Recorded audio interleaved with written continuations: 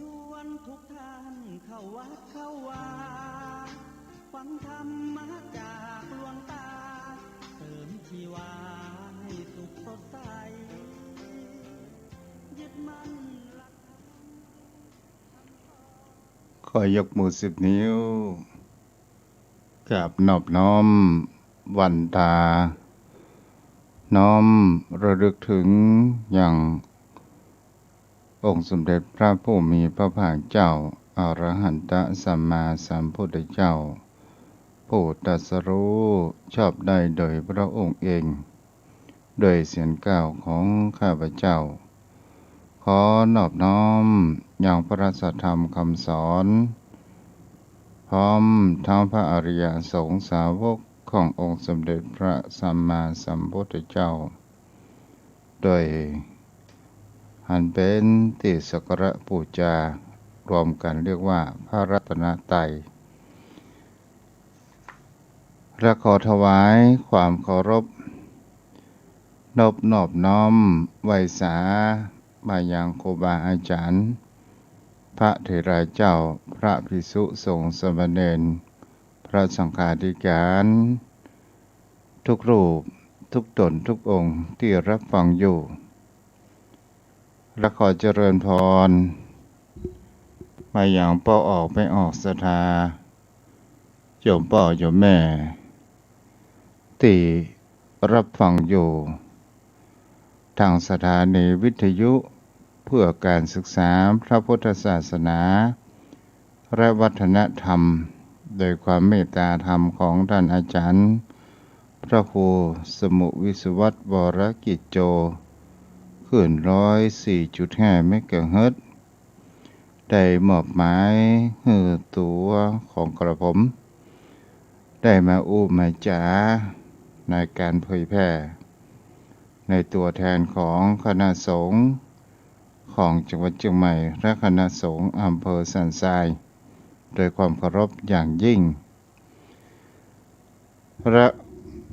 ศรัทธาญาติโยมโยมพ่อโยมแม่วันนี้ก็เป็นวันที่16 เดือนกันยายนพุทธศักราช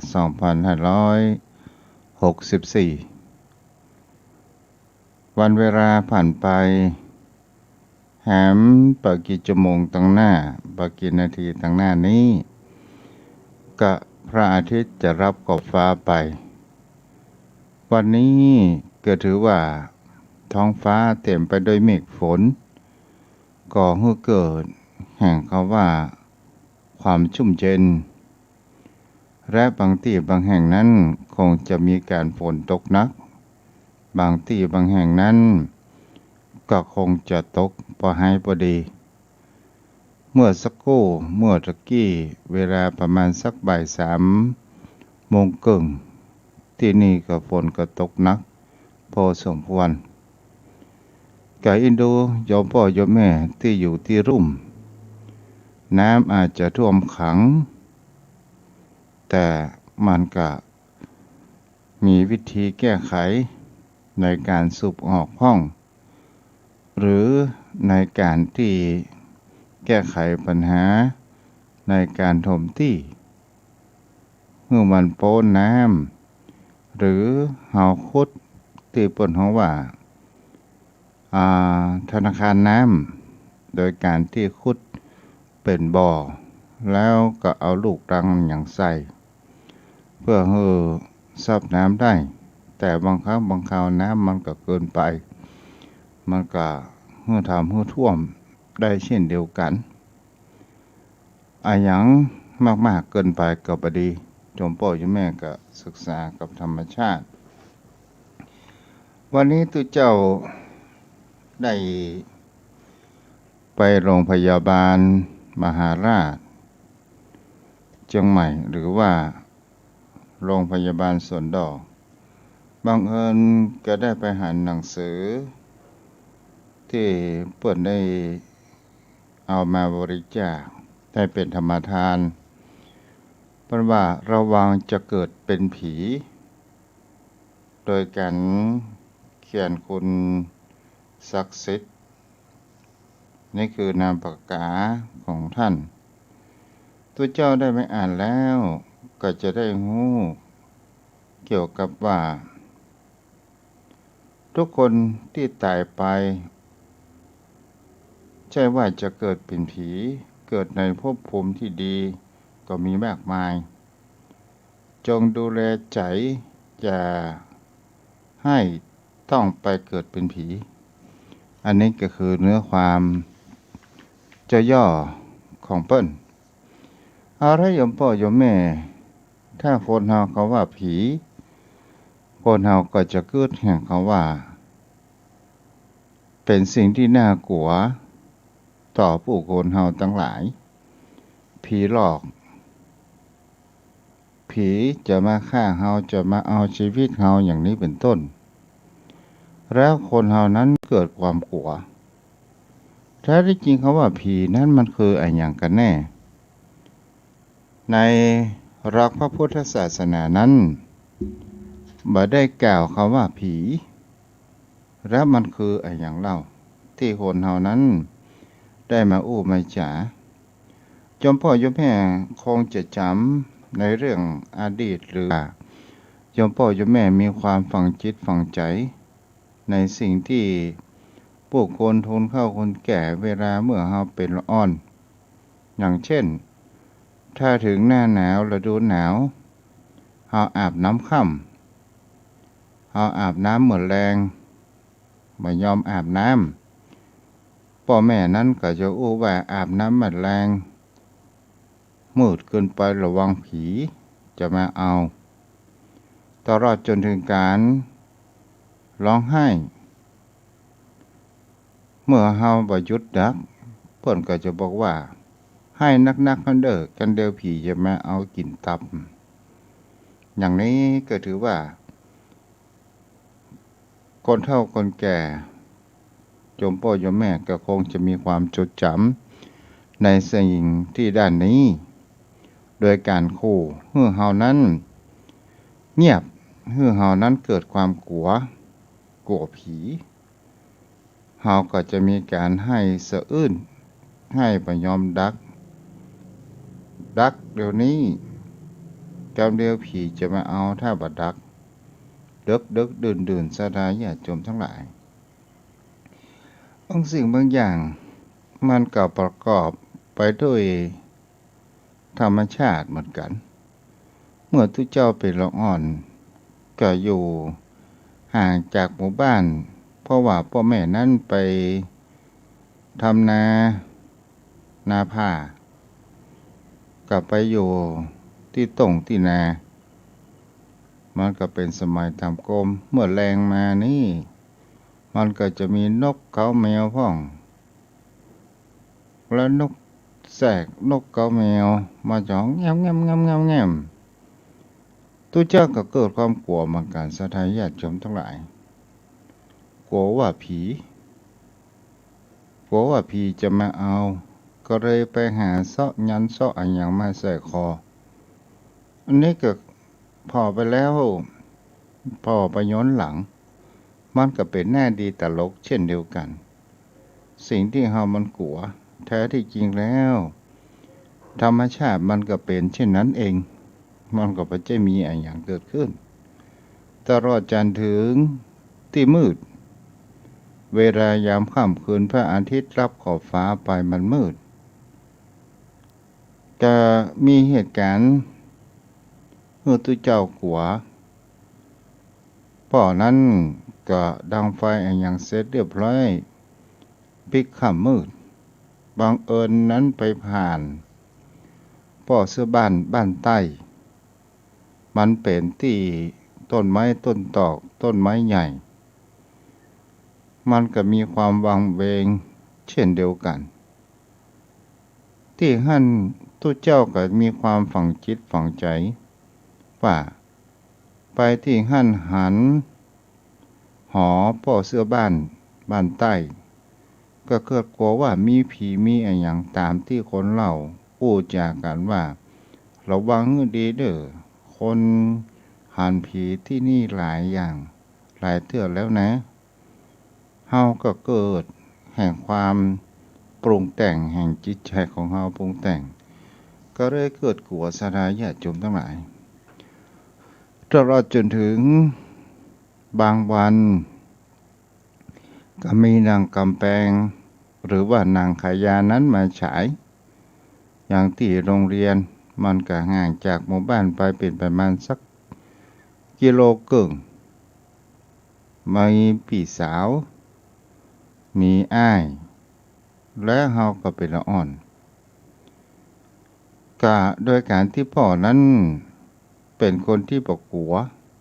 ในความมืดแต่เฮาด้วยความพี่เฮาก็เป็นสาวเฮาก็เป็นละอ่อนแต่มันมีความกลัวพ่อก็เลยต้องจำเป็นต้องไปส่งที่มีเพื่อนอยู่ใต้หมู่บ้านไปส่งแล้วก็นั่งรอเมื่อหนังเลิกเสร็จเรียบร้อยเช่นจะได้ปิกพร้อมกับป่อมาลองป่อนั่งอู้นั่งจากกับเปิ้นเพราะว่าเพื่อนหรือว่าเซลล์ของพ่อนั่นเองเช่นจะได้ครับนี่ก็เป็นสิ่งที่เราจะเห็นได้ว่าคนเรานี้เกิดความกลัวคำว่าผีมันก็มีหลายอย่างหลายประการนั้นกันและเป็นสิ่งที่เราจะเห็นได้ว่าผีแท้ที่จริงมันคืออะไรอย่างกันแน่จะเป็นผีสางนางไม้หรือว่าเป็นอย่างอื่น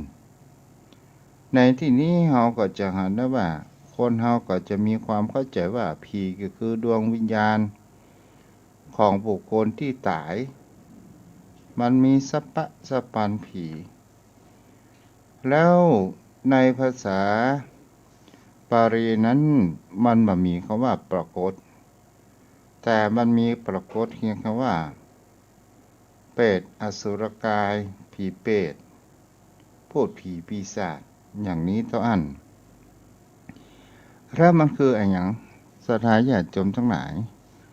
ทางพระพุทธศาสนานั้นได้แบ่งภพภูมิที่สรรพสัตว์ผู้มีกิเลสจะต้องเวียนว่ายตายเกิดทั้งหมดมีอยู่31ภพภูมิด้วยกัน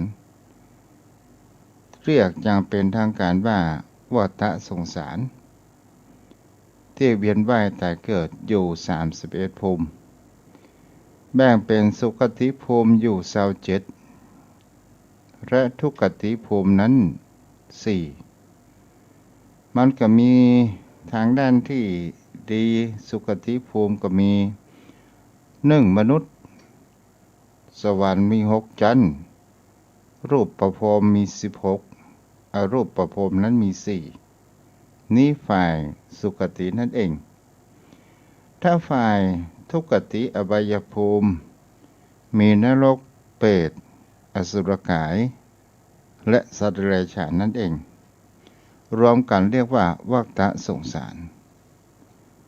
และอสุรกายแล้ว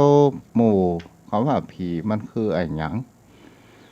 โยมพ่อโยมแม่มันก็เป็นสิ่งที่คนเฮานั้นก็จะหากันได้ว่า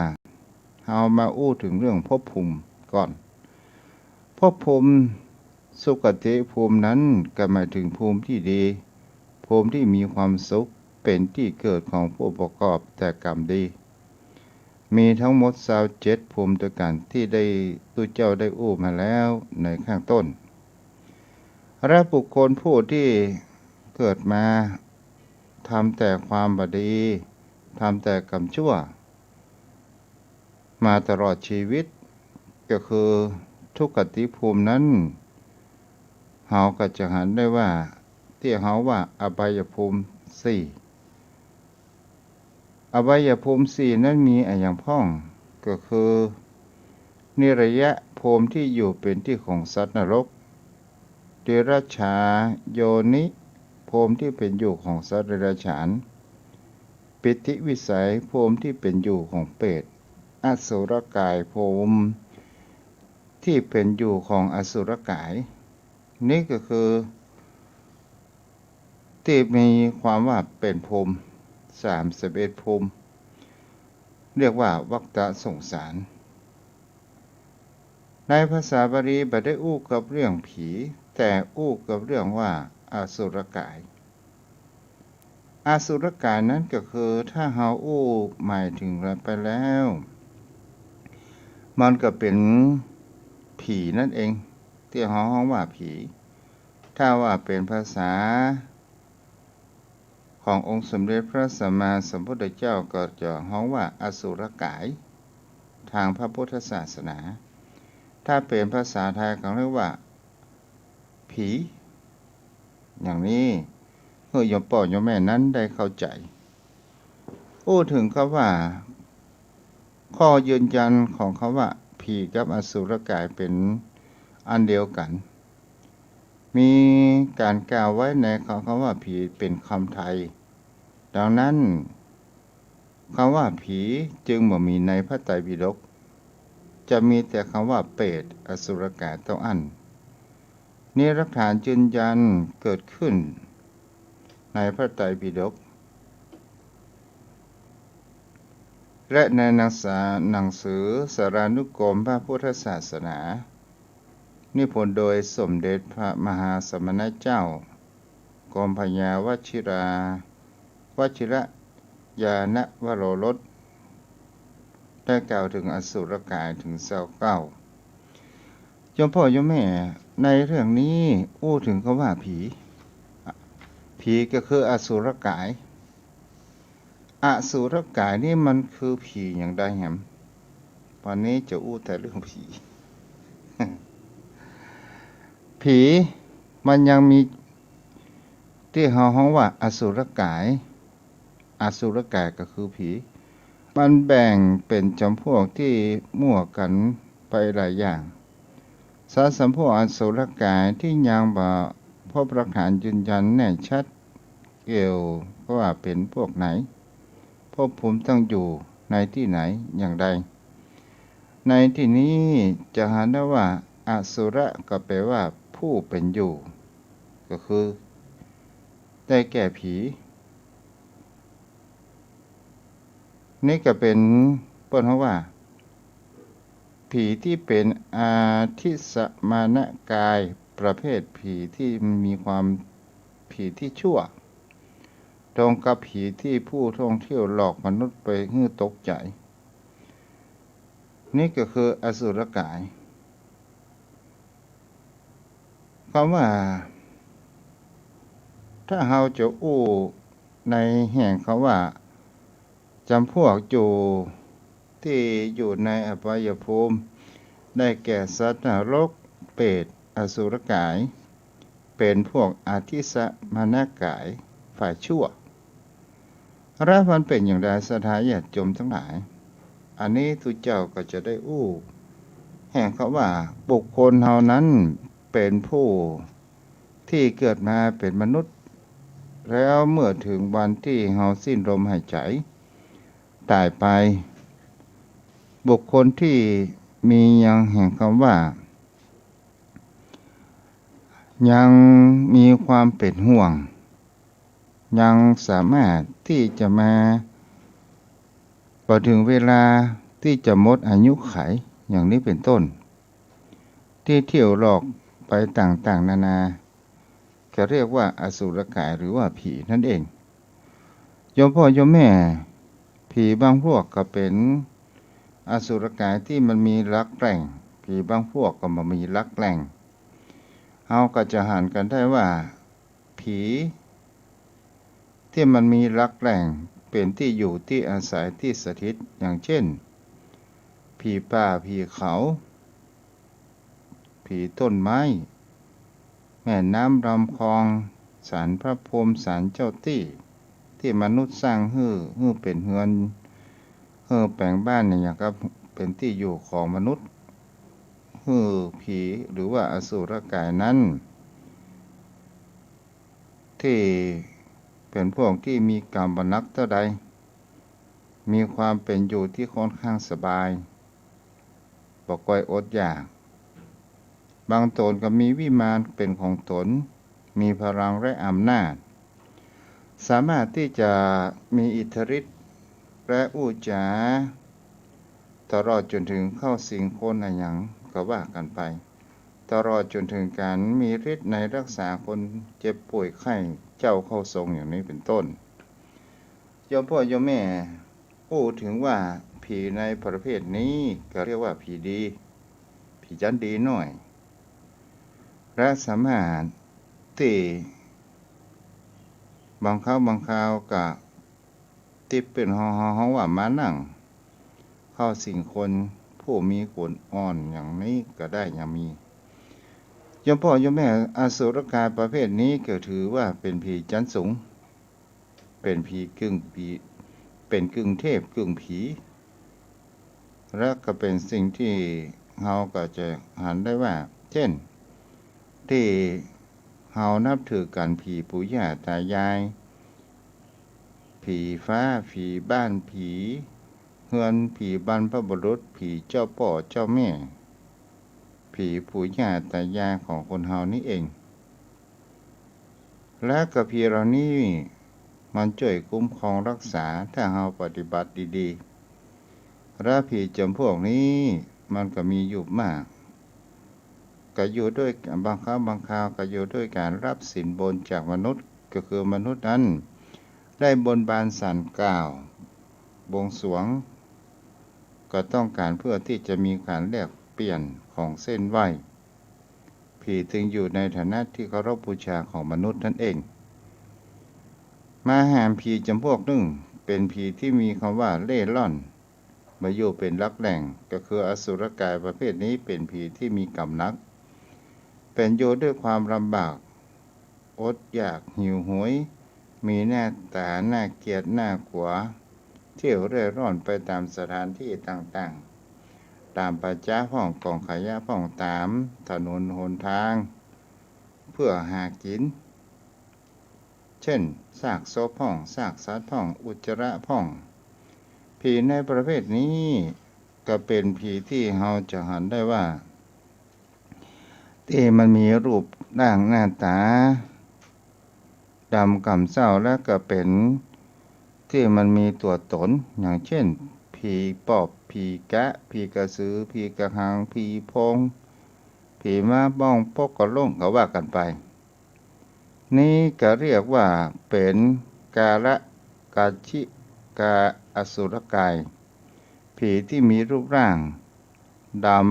ำเมื่อน่าเกลียดถ้าโยมพ่อโยมแม่ต่อมากับเขาว่าอสุรกายแห่งประเภทหนึ่งนั้นก็คือคำว่าผีจำพวกสัมภเวสีก็คือวิญญาณของผู้ตายคือตายก่อนหมดอายุไขหรือที่บ้านเฮาว่าตายโหงถูกฆ่ารถจนตายตกน้ำตายฆ่าตัวตายตายท้องกลมโดยอุบัติเหตุต่างๆผู้ที่ตายลักษณะนี้มักเป็นผู้จะมีผู้พบเห็นวิญญาณที่ปรากฏหลอกหลอนอยู่สม่ำเสมอการแบ่งผีอสุรกายออกเป็นสองจำพวกนี้ที่มันมีความสอดคล้องของพระเดชพระคุณพระราชพรหมยานหลวงพ่อฤาษีเรืองดำที่ได้กล่าวในหนังสือไตรภูมิโยมพ่อโยมแม่ถ้าเฮามาโอ้ในเรื่องนี้คำว่าผีบ้านเฮาก็ฮ้องว่าผีที่คนที่ตายก่อนหมดอายุไขอย่างเช่นฆ่าตัวตายแขนคอตายตายโหงตายท้องถนนที่เขาจะหันได้ว่าบางคราวมันไม่ได้กินอะไรหยังบางคราวก็ไปตักไปต่อผู้คนทำให้ผู้คนนั้นเจ็บป่วยไปสบายผีประเภทนี้ก็เรียกว่าสัมภเวสีสัมภเวสีนี้เป็นสิ่งที่เราจะหันได้ว่าต้องชดใช้แห่งคำว่าอายุขัยของตัวเองในเมืองมนุษย์นั้นอยู่เพราะว่ามันยังบ่ถึงเวลากำหนดที่จะต้องตายที่เฮาฮ้องกันสาธารณญาติโยมทั้งหลายคนเฮานั้นถ้าดวงชะตาของเฮานั้นมันหมดบางคราวก็บ่ได้เป็นอะไรหยังนักหนาป้าป้านตอนสุดท้ายก็เป็นหัวใจวายเฉียบพลันและบางคราวก็จะตายไปตามธรรมชาติหมดอายุไข ของกฎเกณฑ์ของบนโลกมนุษย์ใบนี้นั่นเอง ส่วนสัมภเวสีที่ไม่มีคำว่าเร่ร่อนก็คือคนที่ตายโหงสภาพคำว่าตายโหงโยมพ่อโยมแม่บางคนนั้นก็มีจิตสัมผัสโดยการที่ว่าอันนี้ก็คือความคิดของทุกเจ้าคนที่มีจิตสัมผัสนั้นก็ถือว่าเป็นในอดีตชาติอาจจะได้สั่งสมในการทำสมาธิเข้าฌานเลยติดจิตใจจิตวิญญาณของเรามาในภพภูมิชาตินี้บางคนเกิดมาเล่าอู้จากุตุเจ้าฟังเหมือนกันว่าเมื่อยามเป็นเกราะอ่อนก็ได้หันผีสัมภเวสีต่างๆที่เขาว่าผีนั่งอยู่ตามขอบถนนข้างทางจอกปอกแจ๊กแป๊กไปสะปะสะปันอันนี้ก็มีตลอดจนถึงที่บ้านเฮาฮ้องกันว่าผีต้นไม้ที่ว่าเฮาว่าผีสองนางหรือผีที่ตักตอตามข้างถนนที่ตายโหงเขาตักตอกันบางครั้งบางคราวก็ต้องได้ไปบนบานศาลกล่าวต้องไปถามเจ้าทรงได้เลี้ยงหั่นเลี้ยงนี่ไปต่างๆนานานั้นเกิดขึ้นอันนี้ก็คือเป็นพวกอสุรกายเป็นพวกอสุรกายประเภทสัมภเวสีนั่นเองในเรื่องนี้มาพอสมควรเกี่ยวกับเรื่องผีแท้ที่จริงแล้วโยมพ่อโยมแม่คำว่าผีหลอกที่ให้เราได้หันอะไรอย่างก็ตามมันก็บ่สามารถที่จะทำร้ายของเราได้แต่สิ่งที่น่ากลัวที่สุดรู้ผีที่หลอกเราหรือว่าคนที่เป็นคนที่ชอบหลอกทำให้เรานั้นเสียทรัพย์ทำให้เรานั้นเป็นหนี้เป็นสินเรากลัวประเภทสิ่งนี้เสียดีกว่ากลัวคนหลอกมากกว่ากลัวผีเพราะว่าผีนั้นมันก็บ่สามารถที่จะทำร้ายอย่างเรานั้นได้บางครั้งบางคราวเขามาให้ปรากฏหันเราก็จงทำบุญแผ่เมตตาไปให้เขาอาจจะมาขอส่วนบุญเพราะว่าเขาไม่ได้กินอันหยังในโลกแห่งวิญญาณสัมภเวสีนั่นเองผีแห่งประเภทหนึ่งผีที่น่ากลัวที่สุดก็คือผีการพนันผีอบายมุขที่มันหลอกผู้คนทั้งหลายหลอกจิตหลอกใจว่าจะทำให้มีความสุขบางครั้งบางคราวอย่างกับวันนี้เป็นวันหวยออกผีหวยสาธาญาติโยมทั้งหลายเมื่อเจ้ากำแยงแม่แรงกำขว้างก็ด้วยความหวังของคนเฮานั่นเองแต่ถ้าว่าเฮาหวังเฮาก็จะไปถลำลึกแต่งมากๆมันก็จะหมดเนื้อประดาตัวได้เช่นเดียวกันนี่ก็คือผีการพนันนั่นเองผีนักเลงสุราต่างๆผีราตรีนักเลงสุราคนเฮาจะหันได้ว่าโทษสุรามันก่อให้เกิดแห่งโรคภัยไข้เจ็บติดตามมาเมื่อเวลาเฮามีอายุมากขึ้นและก็เป็นสิ่งที่คนเฮานั้นจะหันกันได้ว่าเมื่อเฮาอายุมากขึ้นโรคมันก็รุมเร้าเพราะว่าเมื่อเฮายำดุ่มเฮากินแต่สุรานี้ผีสุราเนี่ยระยมพ่อยมแม่ก็เป็นสิ่งที่เฮาจะหันได้ว่าถ้าเฮากลัวผีเฮากลัวคนหลอกเสียมากกว่าแต่ผีนั้นเป็ เป็นสิ่งที่คนเฮานั้นบางคนนั้นก็บ่เคยหันแม้กระทั่งตัวทุกเจ้ายังบ่เคยหันสักคำเทื่อแต่เป็นสิ่งที่คนเฮานั้นถ้าว่ามีคนอู้จาว่าที่นั่นมีผีหลอกผีห้อยระยงระยางหันต่างๆนานาอันนั้นก็เป็นบุญของเปิ้นที่ได้หันแต่เฮามาหันยังเป็นผีเปรตผีอะหยังเขาก็เล่าจะอู้จากันว่าเอาสลาดมัดจินส้มแวดวิหารมันก็มหันต์สดายจมพี่น้อง ขออภัยเนาะแกน้ำลายนี่แหละก็เป็นสิ่งที่คนเหล่านั้นก็จะหันกันว่าผีแต่ในหลักธรรมของพระพุทธองค์นั้นได้จำแนกเกี่ยวกับเกี่ยวกับระหว่างเทพและอสุรกาย ไว้ในพระไตรปิฎกมีอยู่4ลักษณะด้วยกันก็คือการเกิดนั่นเองชราพุชะสัตว์จำพวกที่เกิดในครรภ์เช่นมนุษย์สัตว์เดรัจฉานบางชนิดเช่นงัวควายช้างม้าเป็นต้นอันดัชชะก็คือสัตว์จำพวกที่เกิดในไข่เช่นสัตว์จำพวกนกไก่เป็ดปลาแมลงอื่นต่างๆนานาต่อมาสังเสทชะก็คือสัตว์จำพวกที่เกิดในสิ่งที่สกปรกได้แก่พวกหนอนหรือแมลงบางชนิดแล้วคำว่าโอปาปาติกะสัตว์จำพวกที่พูดเกิดขึ้นได้แก่พวกกายทิพย์เกิดขึ้นด้วยอำนาจแห่งกรรมต้องอาศัยร่วมกันอยู่ร่วมกับบรรดาปิดาบ่ได้เกิดจากบรรดาปิดาได้แก่เทวดาเปรตอสุรกายสัตว์นรกก็คือสิ่งเหล่านี้เรียกว่าโอปาปาติกะนั่นเองถ้าว่าบุคคลที่ผู้ทำความดีไว้มาก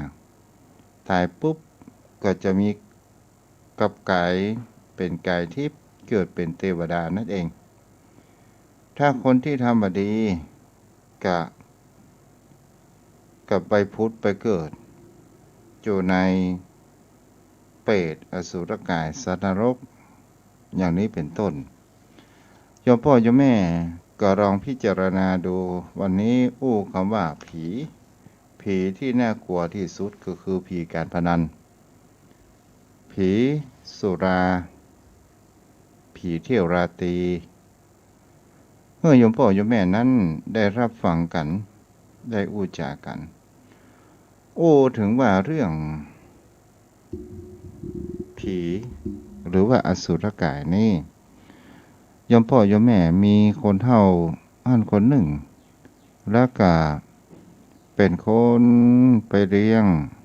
ผีนั้นอยู่ตลอดที่เก้าไม้ใหญ่มันเป็นต้นสำสาใหญ่พอสมควรมันอยู่ข้างถนน3 วัน 7 วันก็มีคนมาเลี้ยง3 วัน 7 วันคนป่อนี่ก็มาเลี้ยงอยู่ตลอดเฒ่าแก่เป็นที่เคารพนับถือของชาวบ้านก็เขาว่าการที่หั่นการขนาดบังเอิญว่าก็มีหลังอ่อนที่หัวใสก็ไปเลี้ยงผี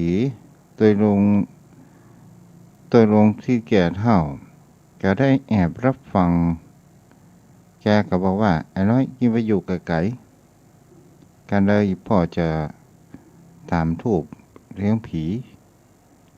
ไก่เหล้าไก่กู้เหล้าหายนี่เนาะเราอ่อนนั้นก็สงสัยว่าทำไมอย่างก็มีแค่คนมาเลี้ยงผี3 วัน 7 วันบ่พ้นเดือนบ่พ้นติดก็รักพกรักฟัง โรงนั้นก็ได้อู้จ่าว่าโอ้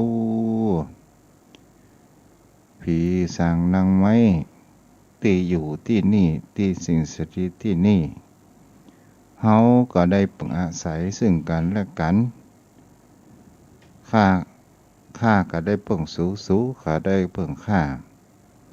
ต่อไปคือมันตักมันต่อเด้อเฮาจะได้กินไก่ตัวกันกินเหล้าตัวกันเอาเลี้ยงไก่ปักทูบแล้วเด้อเอาเหล้าถอกไปละ1 แก้วกินด้วยกันโอ้แกกินเหล้าจนหมดขวดโอ้เจ้าที่บ่กินเหล้าไงเป็นหยังนะเดี๋ยวเขาจะกินแตนกินออกเสร็จเรียบร้อยเราอ่อนนั้นก็ไปได้อู้ชาวบ้านก็ว่าอ๋อมันเป็นเหตุนี้แกที่ว่า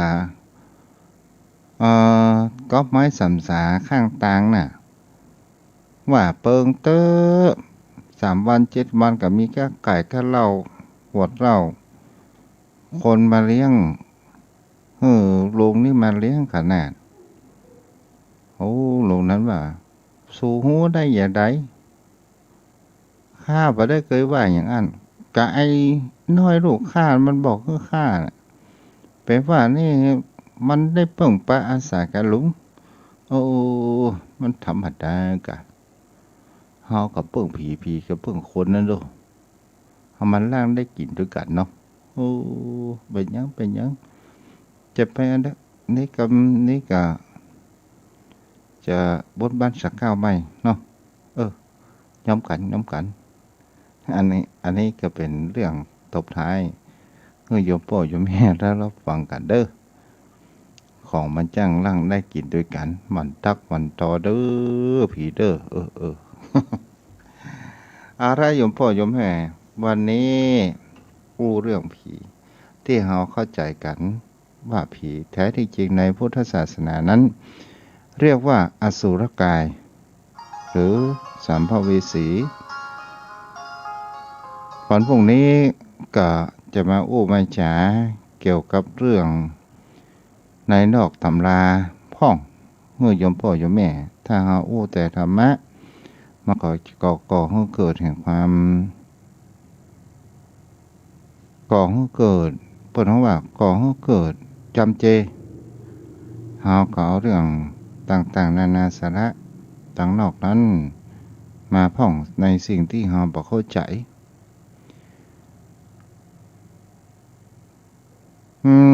วันนั้นได้ฟังท่านพระอาจารย์พระมหาไพวันกับโยมปู่ศิวรักษ์ได้อู้จากันว่าพุทธศาสนาในเมืองไทยของเราเนี่ยมันติดเกี่ยวกับวัฒนธรรมและประเพณีแต่มันไม่ได้ไปสนใจในเรื่องหลักธรรมคำสอนมันไปติดยึดรักแห่งคำว่าประเพณีวิชาการไปเป็นส่วนใหญ่อันนี้ก็มากันน่าคิดกันเด้อโยมพ่อโยมแม่อันนี้ผูกไว้เป็นสิ่งที่น่าคิดเนาะโยมพ่อโยมแม่ก็ลองสังเกตดูอย่างเช่นเฮาไปวัดไปว่าเฮาก็จะต้องมีข้าวตอกดอกไม้แต่ถ้าว่าเฮาบ่มีข้าวตอกดอกไม้เฮาไปวัดไปว่าได้ก็มันก็ได้ก็บ่มีปัญหาแห่งปัจจุบันก็จะ12 ปีโยมพ่อโยมแม่บางคราวเฮาไปวัดไปว่าเฮาอยากจะทำบุญเข้าป่าอาหารแต่เฮาลืมสวยดอกบางคนบอกว่ามามีสวยดอกจะต้านได้อย่างไรแต่เฮาก็ลองพอดูว่าเจตนาของคนตานั้นมีมากน้อยขนาดไหนมีความเลื่อมใสมากน้อยขนาดไหนอันนี้ต่างหากเป็นสิ่งที่น่าควรคิดเหมือนกันแต่รับธรรมคำสอนขององค์สมเด็จพระสัมมาสัมพุทธเจ้า แม่นเฮาเป็นเจ้าพุทธเฮาเคยเอามาใจมากน้อยสักขนาดไหนเฮาลองโจกถามตัวเองว่าเฮาเกิดมาชาตินี้เฮาได้รับธรรมนำมาใจมากน้อยขนาดไหนโยมพ่อโยมแม่ก็ลองสังเกตข่าวปัจจุบันมันก็จะเริ่มเสื่อมไปเรื่อยๆจะหันข่าวลูกข่มขืนแม่ของตัวเก่าโดยการที่ว่าเขาปลดใจลูกของตัวเองนั้นไปเสพยาจนบ่ฮู้อันหยังก็ไปแม่กำลังรับเมื่อแม่รับก็ไปเข้าไปสวามแล้วก็ไปเต็กข่มขืนแม่เรื่องต่อมาก็เป็นสิ่งที่เฮาจอนได้ว่าลูกเสพยาโดยการที่พ่อนั้นกล่าวสอนก็บ่ค่อยฟังเรื่องเหล้าเมายาตอนสุดท้ายก็ได้เกิดความรำคาญเอาไม้บุบหัวป่อเอาคกทุ่มหัวป่อตายอันนี้มันก็เป็นสิ่งที่น่าคิดเกิดขึ้นได้เช่นเดียวกันเฮาเป็นสังคมแห่งคำว่าชาวพุทธเฮาอยากให้มันเป็นพุทธในทะเบียนบ้านจงเป็นพุทธจากจิตใจของเฮาแท้ๆเฮาจะหันสัจธรรมและเฮาจะพบแห่งความสุขที่เกิดขึ้นในจิตใจของเฮานั่นเองเอาละโยมพ่อโยมแม่วันนี้ขออนุโมทนาที่ติดตามรับฟังทาง Facebook กับคุณแม่สายคำถารการับชมรับฟังอยู่ด้วยเจ้าฟังที่โดยสะเก็ดแม่โป่งเนาะและมีพ่อนานกำพลดวงดีนมัสการสาธุบุญรักษาเด้อเนาะภายที่อยู่ต่างบ้านก็โทรเข้ามาได้เนาะจะไปเสียอกเสียใจมันเด้อวันนี้บทถูกวันแน่ได้แหมเนาะ มันก็เป็นเรื่องธรรมชาติธรรมดาของคนเราโทรเข้ามาได้เนาะตอนนี้0631639950